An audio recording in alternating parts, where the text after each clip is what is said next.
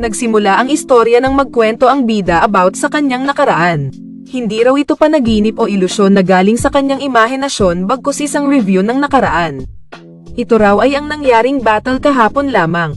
Makikita ang bida na iniinsulto ang kalaban na tinanong kung ahas ba daw ito o bulate. Masyado raw itong mabagal, ngunit makikitang tinamaan siya nito at inamin niyang problema niya talaga ang kapabayaan kadalasan. Kwinento nitong bored siya kaya naman nil-arrow niya lang ang kalaban. Pero dahil nga hindi nito sineseryoso ang pakikipaglaban, nasira nito ang suit niya. Inudyok niya ang ahas na atakihin siya. Pinaka na-enjoy niya daw sa pakikipaglaban ay ang swordplay. Swordsmanship na may magic daw to be exact. Bigla namang nag-crack ang kinatatayuan nito at nalaglag siya. Nagulat naman ito nang biglang makakita ng babae na maganda raw. Nagtataka naman siya kung bakit parang antok na antok siya. Parang nanghihina daw ang katawan nito dahil ang intense na pakikipaglaban niya. Hinalika naman siya sa noo ng babae at nabanguhan siya sa flower scent nito. Gandang-ganda siya dito pero ang impolite naman daw kung titigan niya lang iyon na parang gamit kaya naman. Hindi niya na napigilan at hahalikan na sana ito nang bigla niyang ma-realize na baby pala siya nang makita ang maliliit niyang kamay. Umiyak naman ito at nervil na anak pala siya ng babae at ang pangalan niya ay Aurel. Di siya makapaniwala na ner-incarnate pala ito. Pero aniya hindi lang isang beses o dalawa, normal na daw sa kanya ang pa-reincarnate ng paulit-ulit sa past life, pero kakaiba daw siya sa ibang mga ner-reincarnate. Dahil siya, nabibilang niya ilang beses nang nangyari ito sa kanya. Ito daw ay ang pang-101 beses niyang maging baby. Ang dami niya na palang pinagdaanan. Inalala nito ang unang buhay niya bilang ordinary Korean young man na everyday worried dahil sa trabaho nito. Hindi raw isang masayang buhay. Pero nagulat siya nang matapos yun, ner-incarnate siya sa unang pagkakataon. Nagising siya bilang baby pero ibang lahi na daw ang mga magulang niya. After nun, na-reincarnate na siya ng paulit-ulit. At ang nakakagulat pa, hindi sa parehas na mundo. Na-reincarnate daw siya sa iba-ibang mundo. Maipagmamayabang niya nga, na na-experience niya na ata lahat ng klase ng buhay sa lahat ng genres. At dahil doon, sanay na siya sa pagiging reincarnated. Balik sa present life niya, inobserbahan niya ang paligid at base sa style ng mga furniture at view sa loob, parang nasa medieval era daw siya. Mula raw sa kanya na expert sa reincarnation, parang hindi daw ito sa Earth. So na-conclude niya na nasa fantasy world siya. Personally, pinakamadali daw mabuhay sa science fiction dahil spotless and advanced sa maraming mga bagay. Pero okay na din daw at least hindi siya slum na punta. Siyang na meron pa silang maid. Parang nasa upper class family siya sa fantasy world na yun. At ang pinakamaswerte daw siya ay sa kanyang nanay. Sinusubukan niyang intindihin ang sinasabi nito pero may mga bagay daw na mararamdaman mo na lang bago mo pa ma-interpret. Based sa kung paano siya yakapin nito at sa warm eyes niya, mukhang mahal na mahal daw siya ng nanay niya ngayon. Marami na daw siyang nakilalang mga nanay sa mga previous life niya at masasabi niya raw na hindi natural thing ang maternal love. Dahil may mga pagkakataon daw na inabando na siya noon matapos siyang ipanganak. At may mga pagkakataon na ginamit lang siya para sa pera. Pero this time daw, meron siyang good feeling. Tinawag naman ng maid ang ina nito na Lady Livana.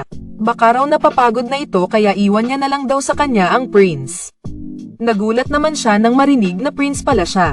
Pero parang kakaiba daw ang itsura ng nanay niya nang marinig yun. Napatanong naman ito kay China kung mare-recognize daw ba talaga bilang prince ang anak nito. Sinabi niya ditong sila lang naman daw ang naroroon sa kwarto so pwede siyang maging komportabling makipag-usap. Ni-reveal na dati rin palang maid si Lady Livana at na-figure out ng prince na kaya pala tila iba ang reaction nito. Sinabi ng nanay niya na, prince ito dahil may dugo siya ng hari pero ang totoo, malayo siya sa pagkakaroon ng marangyang buhay. Baka daw sisihin siya nito paglaki pero nag-disagree naman si China. Inamin ni Lady Livana na alam niyang ang usap-usapan ng mga concubines at nobles. Dahil daw sa kanya, walang right si Aurel na magmana ng kahit ano. Paiyak naman itong humingi ng tawad sa kanyang anak. Pero pinunasan nito ang luha niya at di siya makapaniwala na tila kinomfort siya ng kanyang anak. Sa isip-isip ni Aurel, okay lang daw siya kaya wag na raw sanang malungkot ang nanay nito. Wala siyang pake kung di pa siya maging tagapagmana o walang siyang mga tao. Kahit hindi na nga raw siya pansinin ng mga powerful na nobles o ang royal family. Masaya na siyang mamuhay bilang prince nang wala masyadong expectation sa kanya. Isang perfect place for an easy life. Dugo ng hari at ng isang royal concubine na dating maid ang dumadaloy daw sa kanyang katawan at para sa kanya isang lottery combination ito. Dahil mabubuhay siya sa isang lugar na malayo sa power struggles. At dahil dugong bughaw siya, siguradong magiging easy life ito. Nagulat naman ang dalawa dahil tila ansayan ito. Sabi naman ng kanyang ina na sana raw, ay meron siyang kapangyarihang maprotektahan ang mga ngiti ng kanyang anak. Napaisip naman dahil dito si Errol. Naiintindihan niya na kung bakit worried ang nanay niya.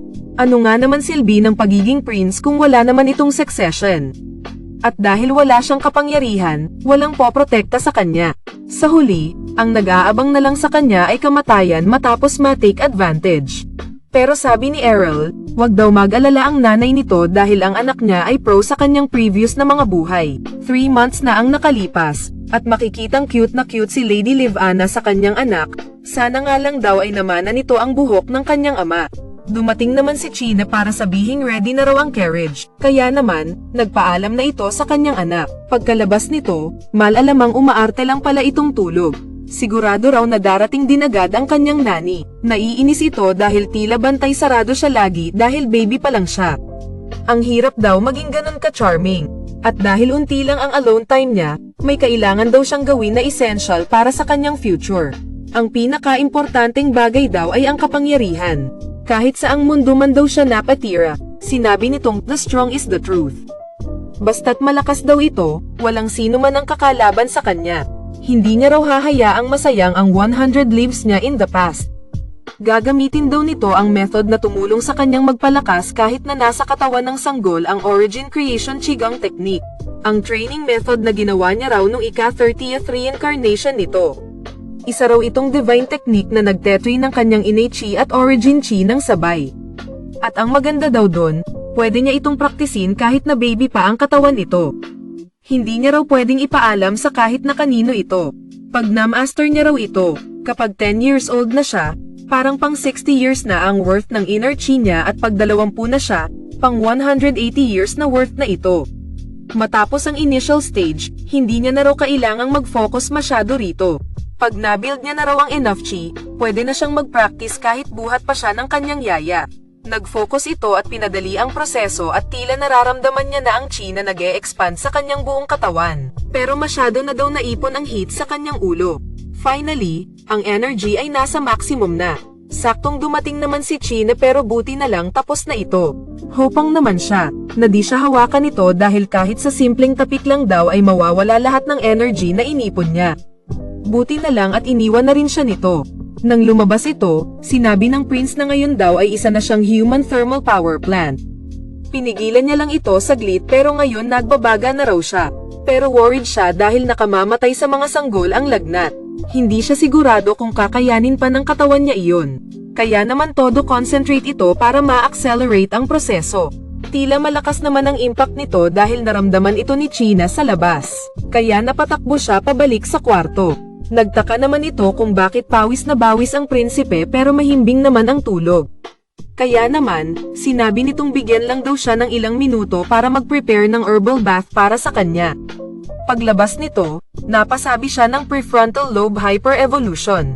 Masaya ito dahil success ang kanyang mission. Natuwa naman si China dahil good mood ang sanggol. Sa isip-isip nito, dahil sa kanyang ginawa, automatically na siyang magiging stronger kahit kakain lang siya o matutulog. Kaya naman sobrang saya nito.